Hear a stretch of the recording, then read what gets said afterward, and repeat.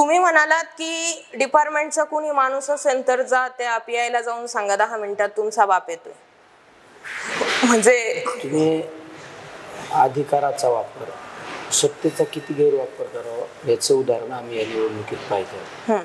मी एखाद्या कार्यकर्त्याच्या हॉटेल चहा प्यायला जरी थांबलो तर दुसऱ्या दिवशी त्या हॉटेल मालकाला उचलून नेलं जातं. डिपार्टमेंटचा धाक दाखवून डिपार्टमेंटने उचलून नेलं जातं. आणि डिपार्टमेंटचा काही आमच्याकडे व्हिडिओ असे की तुम्ही जर पोलीस लिंकेनला जर मतदान केलं तर तुम्हाला आम्ही धंदे करून देणार नाही.